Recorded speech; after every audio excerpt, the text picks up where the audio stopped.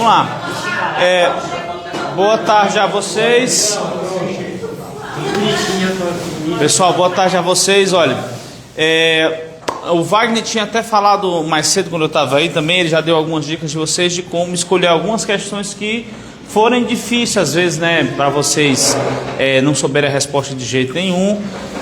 Tem algumas técnicas de chute, ele já deu aí, mas tem algumas questões que são relativamente mais fáceis, e aí vocês vão ver que é bem tranquilo. Qual é o objetivo aqui? A gente comentar questões de outras edições para a gente entender qual é o estilo das questões, como é que eles são cobrados, né? Muitas questões da UVA são bem curtinhas. Essa aqui é uma das raras que tem um texto maior.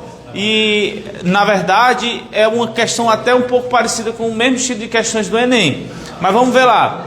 Mas vocês vão ver que esse texto, no final das contas, só é meio que um distrator, é meio que informativo, mas no final das contas só pede uma coisinha aqui. Vamos lá. Os sistemas periódicos desenvolvidos pelo cientista alemão Lothar Meyer e Russ Dmitry Mendeleev culminaram numa série de tentativas para classificar e ordenar os elementos químicos por meio do conhecimento de seus compostos, o que levou à formatação de uma tabela periódica de elementos químicos por Mendeleev em 1869. Ao encontrar o menor peso comum de combinação de um grande conjunto de compostos contendo um elemento, os pesos atômicos foram determinados e usados para ordenar os elementos. Olha só, essa aqui é uma informação importantíssima. Ó, ele já está dizendo umas coisinhas aqui. Ó. Os pesos atômicos foram determinados e usados para ordenar os elementos. Eu até falei que não ia servir muito, né, esse texto aqui não ia servir muito, mas no final das contas até serve, porque apesar de que aqui, você sabendo a informação, você já resolve, né? Porque quando a gente estuda tabela periódica, eu falo um pouco desse assunto aqui. Da mesma forma, a semelhança química entre os elementos foi determinada principalmente com base nas similaridades das fórmulas empíricas e moleculares. De acordo com essas informações, é correto afirmar que o sistema periódico dos elementos químicos proposto por Mendeleev na segunda metade do século XIX foi desenvolvido com base. Importante. Hoje em dia não é mais dessa forma, mas quando o Mendeleev fez a tabela periódica, alguém tem uma tabela periódica aí? Rapidinho aí no caderno, pode ser qualquer uma, é só para representar. Tem na folha de trás, às vezes. Tem nada não, depois porque... Não, está bom, pode deixar. Não, deixa, não tem nada não. Mas olha, eu posso botar aqui rapidinho aqui para mostrar isso para vocês, tá? É porque só para não ter que...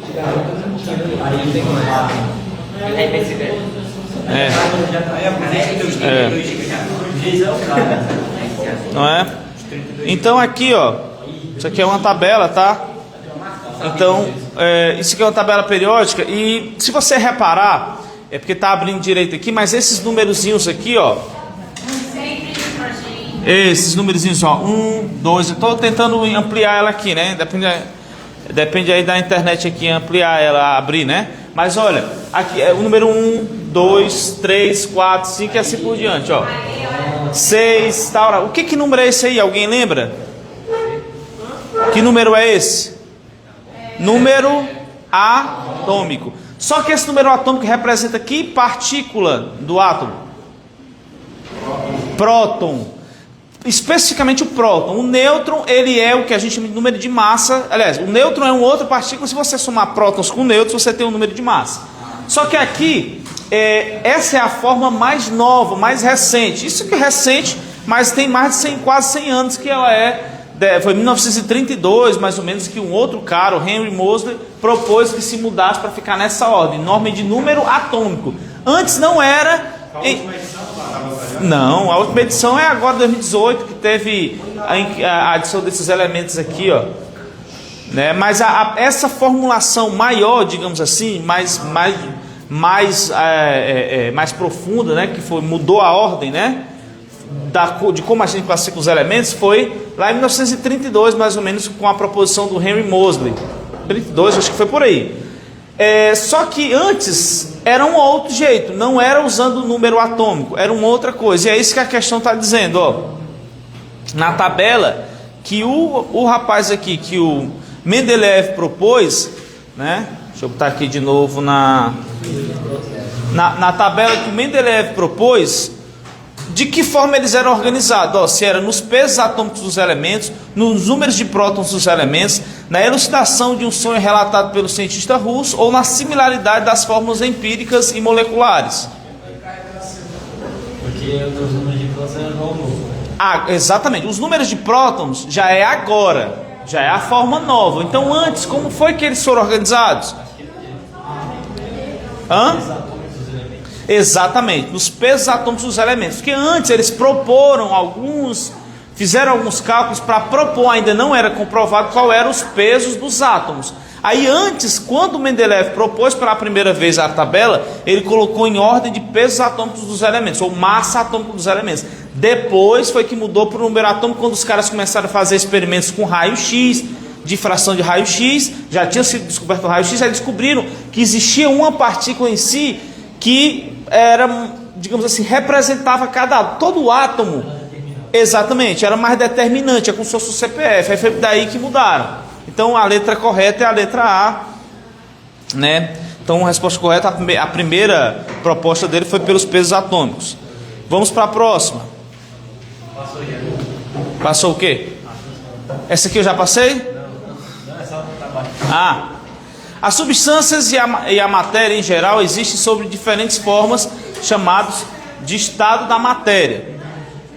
Os 3 estados da matéria mais comuns são sólido, líquido e gás. Considere as seguintes afirmações sobre os estados da matéria. Primeira, vamos observar. Um sólido é uma forma fluida de matéria que retém sua forma. Verdadeiro ou falso? Um sólido é uma forma fluida. Esqueci a minha bolsa de pincéis, ó, cara.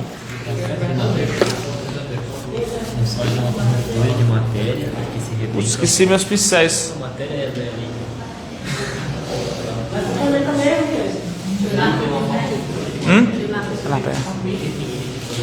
A bolsinha é mais ou menos mais ou menos desse mesmo. Uma bolsinha assim, tipo um necessário. Deve estar ali na sala dos professores, né? Então, pessoal, ó, raciocínio seguinte: o que é uma substância sólida? Como é que você identifica uma coisa sólida, diferente de um líquido, por exemplo? Um sólido você consegue pegar, o que mais? Tem um formato mais definido, né? Pode dizer que é meio que você gosta meio parado, né? Só que o que... Ó, e ele está dizendo aqui, ó, o sólido é uma forma fluida. O que é um fluido? É um negócio que se movimenta, que escorre. Então essa aqui já não é certa. Por quê? Porque um fluido, ele escorre, um sólido não. Um sólido ele não escorre, ele pode rolar, ele pode ser até levado ao vento, mas ele não flui assim. Então vamos lá, a B, a segunda, aliás, né? Um líquido é uma forma fluida, né? Que tem superfície bem definida. Tem uma superfície bem definida, o fluido? Eu não sei isso. Se ele tem uma superfície, dá para ver quando tem um líquido, a superfície dele? Mas dá para ver a superfície de um líquido? Dá água, como é que você vê a água do açude? Não está lá, não dá para ver a superfície? É, exatamente. Exato. Ó, tem superfície bem definida e toma forma do recipiente que contém. O líquido ele fica no formato do recipiente. Pronto. Terceira, um gás é uma forma fluida da matéria que ocupa todo o recipiente que contém. O oxigênio está aqui tomando exatamente esse formato. Então sim. Correto, doutor. Obrigado, viu? Então, se você ficar atento, né? Exatamente. Saber o básico e tentar raciocinar. Antes de você marcar, pense direito. Será que faz sentido isso? Tenta relacionar com coisas da vida. Diga. Pessoal, vamos lá, ó. Como é que é? Uma boa observação que ele fez aqui é o seguinte: às vezes você... Uma boa observação que ele fez aqui é o seguinte: às vezes você já consegue anular as outras por um dos únicos itens. Se você tiver certeza que a primeira não é verdadeira, você já consegue anular a A, você já consegue anular a B e você já consegue anular a D. Porque todas... Pronto. Considere a seguinte situação. Um recipiente contendo água, ou seja, você pegou um objeto, esquentou e ela começou a borbulhar e entrar em ebulição. As bolhas na água fervente são compostas de: letra A, vapor de água; B, gases atmosféricos, tais como oxigênio e CO2, que é o gás carbônico, né? C, gases anteriormente dissolvidos na água, como nitrogênio, oxigênio, CO2. E a D, água nos estados gasoso e líquido, além de gases presentes no ar, como N2 e O2. Do que é formar aquelas bolhazinhas quando começa a borbulhar, quando começa a ferver? É oxigênio. Hã? Oxigênio, né? Não. Aquelas bolinhas. Dá, quando você começa a botar água no fogo. Começa a ferver, né? Quando do que é feito? Vapor. Vapor de quê? Vapor Vapor de água, simplesmente vapor de água. O que é um vapor de água? A água, quando ela aquece, as moléculas, qualquer objeto, quando aquece, as moléculas começam a ter uma maior agitação.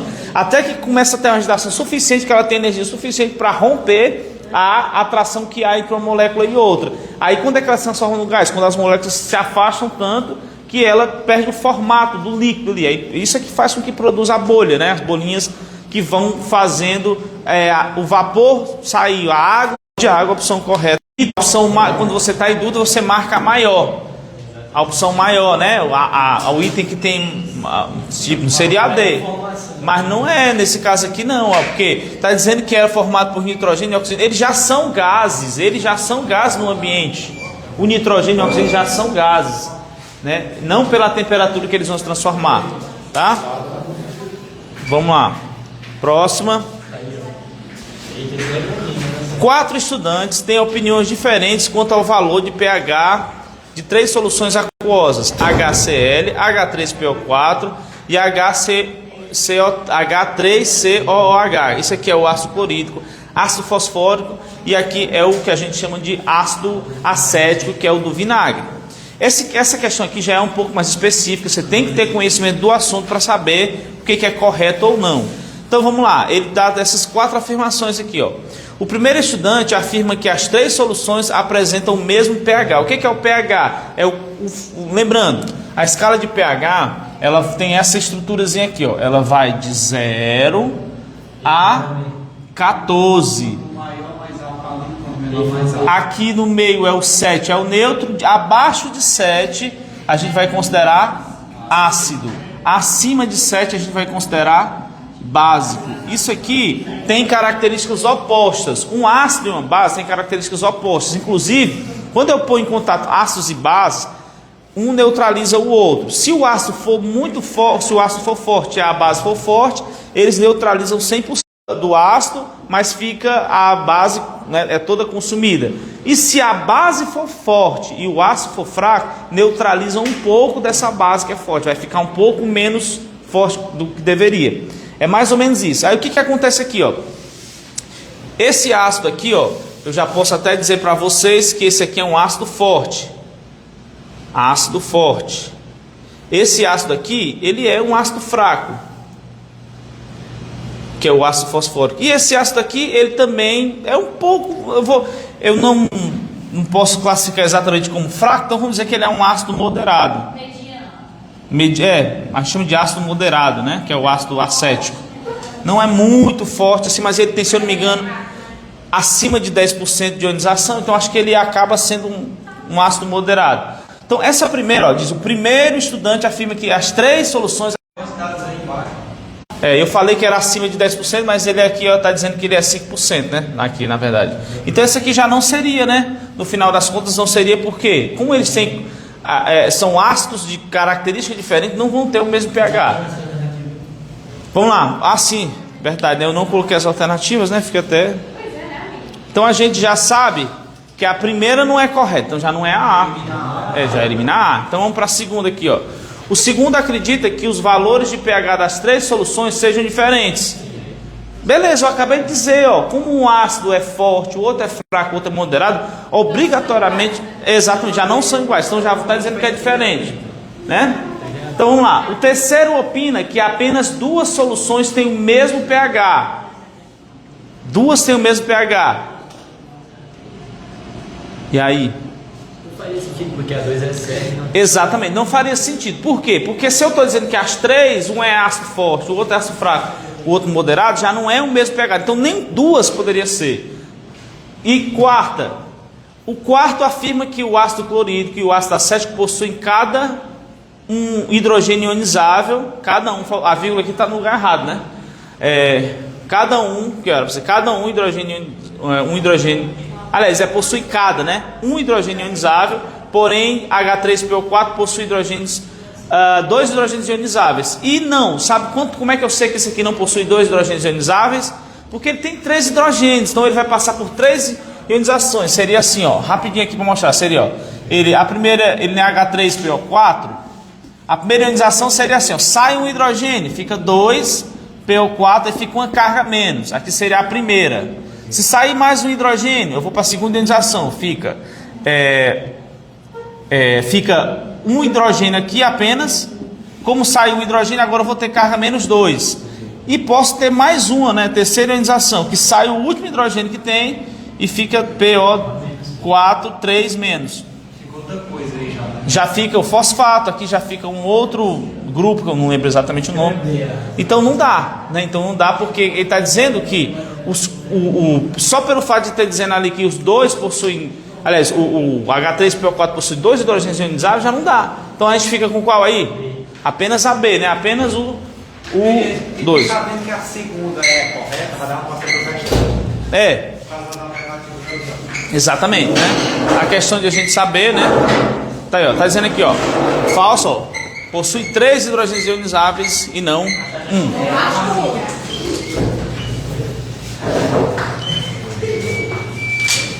Pessoal, é aquele esqueminha lá que eu falei pra vocês, tá, pessoal? Que esqueminha lá que eu falei pra vocês. Pode ficar à vontade, viu?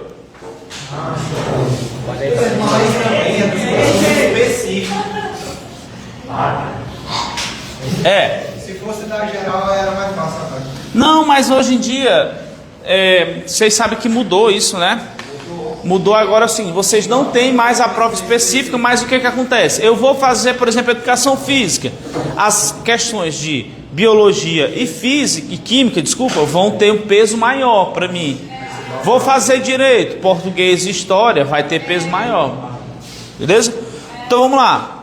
Não tem diferença entre o nível das questões da específica e da geral, tá? É porque aqui eu peguei, por coincidência, eu peguei de conhecimento específico, depois eu posso pegar geral também para a gente responder. Vamos lá. 15, aliás, considere assim, o seguinte equilíbrio. Aí entrou em equilíbrio químico. Nós trabalhamos equilíbrio químico no início do ano, né? Não sei se vocês vão lembrar mais ou menos, mas vamos lá. A aplicação de uma pressão crescente apenas do lado esquerdo, ó, apenas do lado esquerdo da reação, fará com que o equilíbrio se desloque para a direita. Essa afirmação está, aí letra A, correta. Descreve uma ação impraticável. Não está correta, pois contraria o princípio de Le Chatelier. E não está correta, o equilíbrio se deslocará para o lado esquerdo, né? Aí vocês têm que saber de algumas características. A primeira coisa, ó, tá vendo esses números que aparecem aqui? A gente vai chamar isso aqui de volumes, né? Aqui, como aqui não aparece o número, você tem que ficar subentendido que o volume aqui é 1. Então eu tenho um volume aqui com mais 3 aqui. Então aqui tem 4 volumes e aqui, como aparece 2, eu vou saber que aqui tem 2 volumes. E o que tem a ver com isso aqui? No equilíbrio químico, quando eu tenho transformações gasosas, porque esse aqui é gás, isso aqui é gás, isso aqui é gás, ele diz o seguinte: se eu aumentar a pressão, eu vou favorecer o lado que tem o menor volume. Se eu diminuir a pressão, eu vou favorecer o lado que tem o maior volume. Esse lado aqui, ó, tem maior volume e esse aqui tem o menor volume. Então quer dizer, se eu aumentar a pressão, o que é aumentar a pressão? É como se eu estivesse imprensando assim, ó. Eu vou favorecer formar mais isso aqui. E o que ele está dizendo na reação, ó? Que está, ó, a aplicação de uma pressão crescente apenas do lado esquerdo da reação fará com que o equilíbrio se desloque para a direita. Isso está certo? Sim, porque eu estou dizendo que justamente se eu aumentar a pressão vai para o lado de menor volume, só que tem um detalhe nessa questão, que foi por isso que o pessoal do Farias Brito aqui pediu para anular. A gente não consegue fazer apenas de um lado, porque o sistema vai estar, todos esses gases vão estar juntos aqui. Então a questão é mal formulada nesse sentido e ela foi anulada, né? Seria correto, é tanto que o gabarito da uva dá a letra A, né? Dá a letra A como sendo a correta, mas como não é possível, porque, por exemplo, eu não posso isolar, esses gases estão todos juntos lá nos recipientes, eu não posso isolar só ele. Então exatamente, é um erro da banca que criou, né? Da uva, mas seria a correta a letra A. Se nesse caso aí, então, ganhar ou perder a pontuação? Ganha a pontuação, viu? Quando a questão é anulada. Este ano, a diligência que pirologia, você vai lá pelo menos duas. Essa questão é grande. E o apagador? Hã? Tem dois? Dois o quê? Apagador? Um eu trouxe, o outro já estava aí, acho que alguém esqueceu. Pessoal, essa aqui é uma questão grande, não é difícil, tá? Só que o que acontece aqui? É basicamente sobre efeito estufa. Sobre efeito estufa, mas ela não é uma questão difícil. O que ele diz o seguinte, ó. No século XIX, o físico Arrhenius demonstrou que o gás carbônico possui a propriedade de capturar e armazenar calor. A concentração atmosférica dos gases de efeito estufa, dióxido de carbono, metano e óxido nitroso, associados ao vapor de água, condicionam o balanço de energia planetária. Este efeito estufa natural atua como cobertor térmico, impedindo o resfriamento da Terra. O aumento das concentrações antrópicas, o que é um processo antrópico? Sabem o que significa um processo antrópico? Exatamente, processo antrópico quer dizer, é o ser humano, não é um processo natural, é o ser humano que está fazendo esse processo, tá? Pronto, exatamente, desses gases provoca o efeito estufa antrópico, né? Ou seja, o que é efeito estufa antrópico? É o efeito que não é natural. Exatamente. Objetos das preocupações ambientais mundiais. Não restam dúvidas quanto ao aquecimento global causado pelo acúmulo de gases de efeito estufa proveniente de emissões antrópicas nos últimos 160 anos. Por que é nos últimos 160 anos? Hã? Mas o que tem feito elevar essas temperaturas? Pelo painel intergovernamental das mudanças climáticas, desmentem qualquer afirmativa de que as mudanças climáticas globais seriam uma concepção teórica, dizendo que não é verdade, né? De interesse acadêmico. Não é porque ele está dizendo que os resultados mostram que eles desmentem quem diz que aquilo não é verdade, certo? De interesse acadêmico, superdimensionada por pressões políticas de grupos ambientais. Das conclusões acerca dos MCG, que é MCG, o que é mudanças climáticas globais, reportadas pelos pesquisadores nos relatórios do IPCC, é correto afirmar que, primeira, letra A, inexiste qualquer relação entre o aquecimento global e as atividades humanas do planeta Terra? Errada. Diretamente interligados. Exatamente. B, infelizmente as mudanças climáticas globais são uma verdade e todas as nações que têm que se esforçar para implementar políticas de mitigação dos gases de efeito estufa. Correto ou errada? Primeiro, o que é mitigar? Para que a gente evite, amenize ainda mais o efeito estufa, né, os gases do efeito estufa, né? C, o aumento das concentrações antrópicas do dióxido de carbono, metano e dióxido de nitroso não apresenta relação direta com o efeito estufa. Apresenta sim. Não apresenta, né? Os modelos climáticos estimam que a temperatura média global não irá aumentar no século XXI, independente do esforço. Irá sim. Então a gente já sabe que é a B, né? Mas exatamente, questão essa é uma questão de interpretação especificamente. Então vamos para a próxima. Essa aqui envolve um cálculozinho, mas é bem simples. Isso aqui também vocês fizeram no começo do ano, questões desse tipo aqui, no primeiro semestre, quando vocês fizeram questões para o cálculo do NOx. Eu acho que até coloquei em prova, né? Bom, o detalhe é que é para vir, alguns dados desses é para vir aqui para a gente poder fazer o cálculo. Mas vamos lá, não sei se veio na prova, não sei se foi o caso, mas vamos lá. O permanganato de potássio, que é o KMnO4, é um composto iônico sólido fortemente oxidante. Uma solução aquosa apresenta uma coloração que varia de violeta e vermelho a vermelho. Foi produzido pela primeira vez em 1659 pelo químico alemão Johann Rudolf Glauber, quando fundiu uma mistura de carbonato de potássio, mineral piroluzito que contém dióxido de manganês e MnO2. O material obtido nessa fusão foi obtido em água, formando inicialmente uma solução verde de permanganato de potássio, que lentamente tornou-se violeta devido à formação de permanganato de potássio. O KMnO4, que é o permanganato de potássio, é altamente reativo e pode oxidar uma grande variedade de substâncias orgânicas e inorgânicas. No processo de oxidação, o permanganato de potássio pode ser reduzido a óxido de manganês e o próprio manganês, o íon de manganês. Nesse processo, os números de oxidação do manganês, que é MnO4 e MnO2, são respectivamente. Já digo logo, não precisava desse texto, ele só poderia perguntar isso aqui logo. Ó. Só isso aqui, ó. Qual é o número de oxidação do manganês e do permanganato, do manganês, do permanganato de potássio e do manganês no óxido de manganês? Só isso. Olha só. Você precisa saber de uma coisa aqui, pelo menos.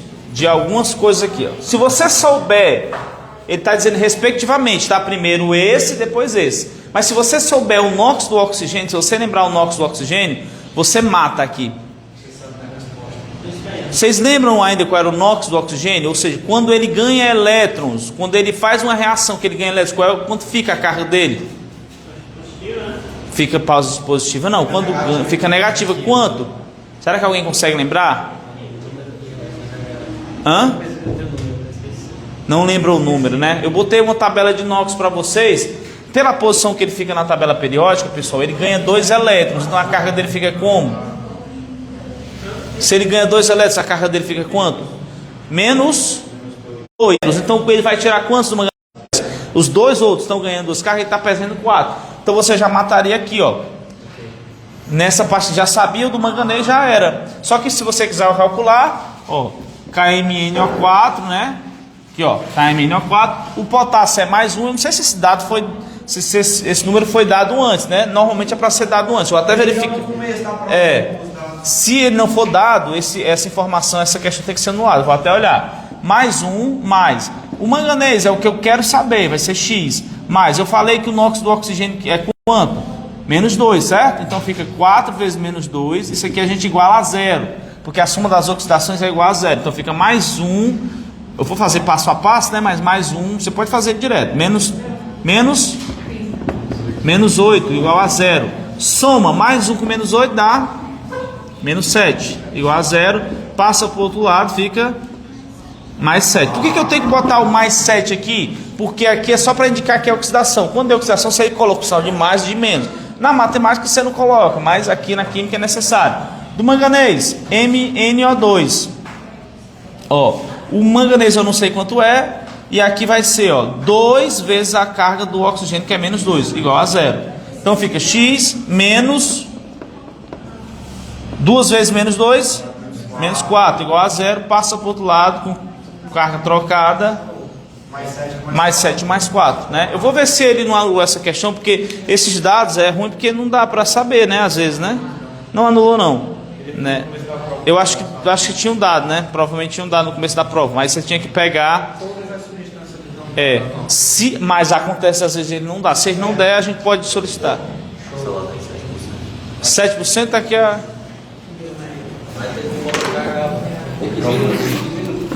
Tem como botar no carregador no microfone? Tem.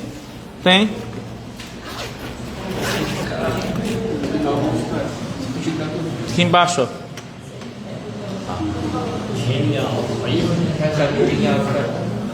Tá carregando? Tá carregando? Tá carregando? Vai se dizer o cara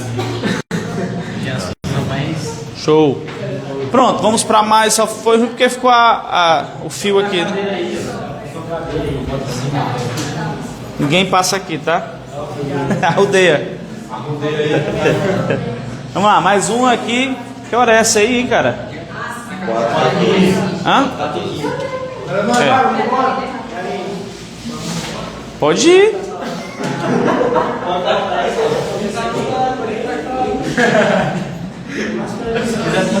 Bom, essa questão aqui também é muito grande, às vezes assusta, mas se você souber a parada aqui, não é difícil, né? O assunto, quando eu digo que uma questão é difícil, eu vou repetir para vocês.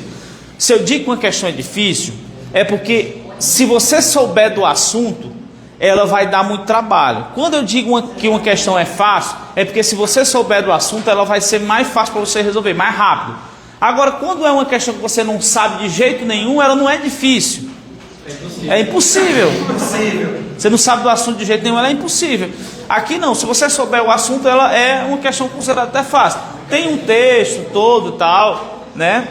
Mas, né, bicho, não é uma questão difícil. Vamos lá. Os fenóis ou substâncias fenólicas são aquelas derivadas de hidrocarbonetos aromáticos pela substituição de um ou mais átomos de hidrogênio por igual número de hidroxilas. Diversas propriedades medicinais de plantas são atribuídas a essa classe de substâncias. Algumas das principais características dos fenóis e que os distinguem de outros compostos que contêm a hidroxila ligada diretamente à cadeia orgânica, como os álcoois, são a de uma acidez e solubilidade em água. É importante dizer isso aqui, ó. Solubilidade em água, ó, isso aqui é importante. Esta, embora seja limitada devido ao número de átomos de carbono, é maior que a solubilidade de álcoois alifáticos de tamanho e massa similar.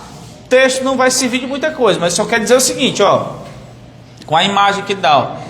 Observando a representação do esquema, é correto afirmar que a solubilidade em água é explicada, primeira, letra A, né, pelas interações iônicas formadas entre fenol e a água.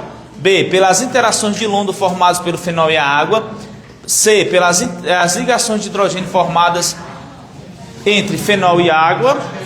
E pelas interações de polo formadas entre fenol e água. Olha, bicho, deixa eu explicar uma coisa para vocês. A água, ela é solúvel, ela dissolve um enorme número de substâncias, né? Ela é solvente. Ela é o solvente universal. Por conta disso aqui, ó, deixa eu apagar aqui.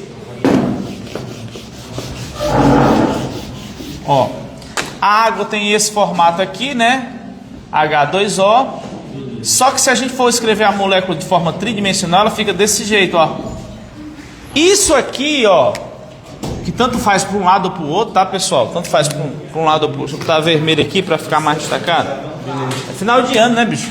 Ó, ninguém aguenta mais, nem os pincéis, ó. Isso aqui, pessoal, é um tipo de ligação que a gente chama de ligação de hidrogênio. Por que ligação de hidrogênio? Porque aqui é o seguinte, ó, uma molécula de água vai interagir com a outra da seguinte forma: o hidrogênio de um interagindo com o oxigênio da outra. Então tá aqui, ó, esse oxigênio aqui, ó, puxa a molécula da outra. É por isso que elas conseguem interagir umas com as outras. Qualquer outra substância que a água conseguir fazer essa interação, ela vai dissolver aquela substância. Por exemplo, o álcool. O álcool está aqui, a estrutura do álcool, o etanol. O álcool, o etanol, que é o mais comum, né? Tá vendo aqui, ó? Ele tem essa estrutura, mesmo que a água tem. Então ela interage. O hidrogênio dessa aqui vai ser puxado pelo oxigênio da água. Aí quando eu tenho isso aqui, eu tenho um negócio que chama de ligação de hidrogênio. Aí o que ele está mostrando aqui, ó? Isso é o solvente mais comum. Exatamente. Olha o que ele está mostrando aqui, ó. O oxigênio com carga positiva, porque a imagem ficou pequena. E o hidrogênio com carga, o oxigênio com carga negativa e o hidrogênio com carga positiva. Aqui é a parte negativa e aqui é a parte positiva. Então, como eles estão interagindo dessa forma, né? A molécula de fenol interagindo com a parte positiva ou a parte negativa dela, com a água, como ela tem essa estrutura, essa mesma estrutura, porque é uma molécula de fenol, na verdade, se eu for botar só o fenol, é assim, ó. É um anel aromático com uma hidroxila aqui, ó. Como ela tem essa mesma estrutura com a água, ela vai ser altamente solúvel na água. Certo? Então, o etanol é altamente solúvel na água, porque tem essa mesma estrutura, forma ligação de hidrogênio. E qualquer outra que forma ligação de hidrogênio vai ser altamente solúvel em água. Então, a opção correta aqui, justamente, é a letra C. Beleza? Vamos para mais uma. Já está acabando, pessoal, viu? O ano. Já está acabando, pessoal, o ano, tá?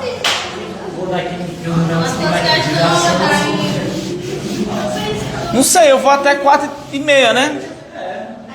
Dá certo aqui, daqui Que hora é essa? Há 10 minutos. Essa questão aqui é difícil, né? Essa questão aqui, infelizmente, ou você sabe ou não sabe. Eu sei porque é muito específico, né? Para mim, que eu sou professor da área de Química. Não que eu vou acertar todas, né? Não que eu vá acertar todas, mas essa questão aqui, ela realmente é um pouquinho complicada, porque você tem que saber a reação orgânica e saber qual é o composto que pode derivar para produzir isso aqui, ó. Mas vamos lá, o metilparabeno, também conhecido como marca de Nipagin, é um agente antimicrobiano pertencente à classe dos parabenos e é utilizado como conservante em cosméticos, medicamentos e cosméticos. O metilparabeno é um dos conservantes de cosméticos de maior aceitação em todo o mundo, apresenta um amplo espectro de ação antimicrobiana, sendo efetivo contra bactérias, tanto gram-positivas quanto gram-negativas, leveduras e fungos. Aí ele dá aqui esse que é o metilparabeno. De acordo com o estudo do metilparabeno, é correto afirmar que este conservante é um éster derivado do ácido parabénico. Você tem que saber o que é um éster. B, um éster derivado do ácido metilparabeno. C, um éster derivado do M-hidroxibenzeno ou do ácido P-hidroxibenzeno. O que você teria que saber? Que nós temos essas posições aqui, ó. Orto, que a gente pode botar o O como uma abreviação. Meta, que a gente usa o M. E a P, para, que é essa aqui, ó, que é o contrário desse grupo aqui, ó, vai ser a para. P, para. Orto, meta, para. Se você soubesse, aí sim você saberia que ele é derivado desse aqui, ó, um éster derivado do ácido P-benzoico, porque ela está bem aqui, ó, o contrário da outra, ó. Beleza? Era o inverso. Mas aí, como eu falei, é um assunto, é muito específico, é uma questão que eu, consideraria difícil. Beleza? Vamos lá para mais um. Acho que dá tempo mais uma, né? A última ainda. Pronto. Vamos lá. Existe uma diferença muito grande no preço dos produtos de perfumaria, dependendo se são classificados como perfume, água de colônia ou loção pós-barba. Essas diferentes classificações refletem na realidade a composição da mistura que se está comprando. Os perfumes contêm misturas de fragrâncias dissolvidas em um solvente, geralmente o etanol. O etanol, por sua vez, contém sempre pequena quantidade de água. A tabela 1 ilustra as diferentes composições dos produtos de perfumaria. Quanto maior a porcentagem das essências nas fragrâncias, maior o preço do produto. Então ele está dizendo o seguinte, ó, eu vou ter aqui a fração volume, né, de essência, né? Perfume aqui vai dar 15%, loção perfumada 8%, água 4%, água de colônia 3% e a ideocolônia 1%, né? De acordo com a tabela, a água de colônia, que é essa aqui, ó, apresenta, letra A, 3% de essência por litro de mistura. Se ela é 3% por volume, está dizendo que é 3% por litro de mistura. B, 3 miligramas de essência por litro de mistura. C, 3 miligramas de essência por litro de mistura ou 30 ml de essência por litro de mistura. Essa questão aqui, eu vou dizer porquê, depois vou mostrar porquê, ela foi também... Não sei se chegou a ser anulado, mas o pessoal do Farias Brito aqui solicitou a anulação. Por quê? Porque se você reparar, aqui ela é possível, ó, letra A, 3%, que ele já está dizendo, ó, que tem 3%. Se eu tiver, ela é sempre 3%. Então, se eu tiver 100 ml, seria 3 ml em 100, que daria 3%. Se ela é 1 litro, que ele está dizendo que é por litro, né? Ele está dizendo por litro, ó. Ele seria 30 ml por litro, que é 1000 ml. Então ela estaria certa. Só que essa aqui também estaria, ó, a D. outro lado tem mais correto. Então pronto, ó. Então é isso que eles dizem, né? Ó, o gabarito da AD, mas eles dizem que as duas são possíveis, ó.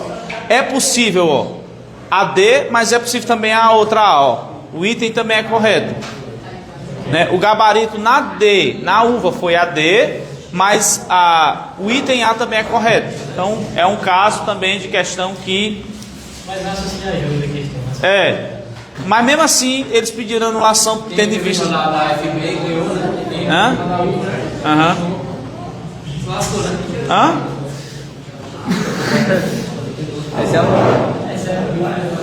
Pronto. Pronto, essas aí foram as questões de 2023. Tinha mais questões, mas eu acho que vocês também já estão um pouco cansados, né? Que hora é agora? Já é 4h30? Quer mais um? Isso que é física, eu não vou me arriscar, porque eu estou há tanto tempo sem estudar e que aí... Eu não vou me arriscar. Tá com medo de passar vergonha. Tô com medo, cara, tá doido? Tu é doido, é? Eu tenho medo. Durante... Tá doido?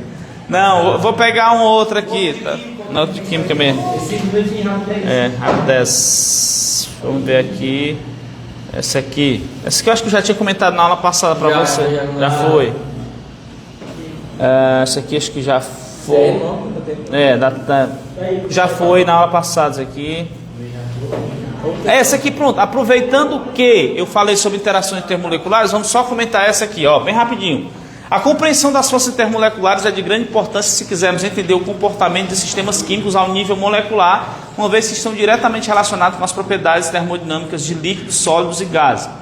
Exemplo, a temperatura de ebulição dos hidrocarbonetos aumenta linearmente com o número de átomos, ou seja, quanto mais átomos eu tiver, maior vai ser o número de ebulição de átomos de carbono presente na molécula. Dessa forma, as forças intermoleculares são responsáveis por todas as propriedades físicas da matéria. Portanto, à medida que a magnitude das forças intermoleculares aumenta, fica mais difícil de afastarmos uma molécula da outra.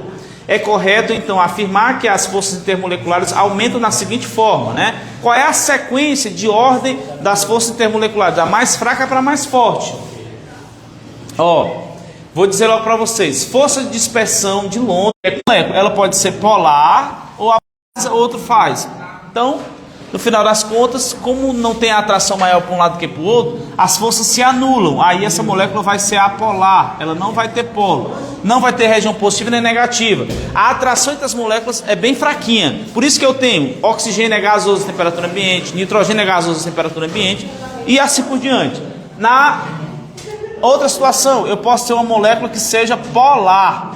Por exemplo, o HCl, um hidrogênio de um lado com o Cl do outro, que é o ácido clorídrico. O cloro é um átomo bem maior e é mais recheado de elétrons. Com sequência, aqui é negativo e aqui é positivo. Então eu vou ter uma molécula agora polar.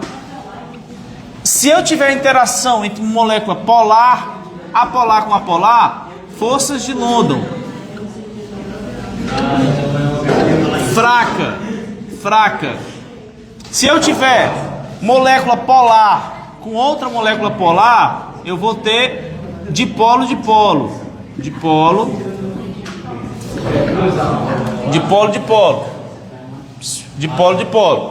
Se eu tiver essa aqui, ó, OH, quando aparecer essa estruturazinha aqui, OH, ligação de hidrogênio. Ligação de hidrogênio é aquela que é a mais forte de todas. Então você vai ter forças de London ou Van der Waals, também chama de Van der Waals, dipolo, não, essa aqui é a mais fraca, essa aqui é a mediana e a forças ligação de hidrogênio mais forte. Deixa eu só ver aqui se ele está pedindo realmente nessa ordem, né? Ele está dizendo, ó, é correto então afirmar que as forças termoleculares aumentam da seguinte forma, né? Força de dispersão de London, interação de polo, ligação de hidrogênio, né? Essa mais fraca, essa mediana e essa aqui é a... Pronto. Então aqui é a letra A, né? Então vamos ver aqui. Pronto. Viu, pessoal? Ó, só um recadinho. Boa sorte para todo mundo na prova, que dê tudo certo, sucesso. E espero que isso seja iluminado. Galera, agradecer aqui o Augusto que veio ajudar aí, galera. Obrigado. Diretamente do Guarda-Sul.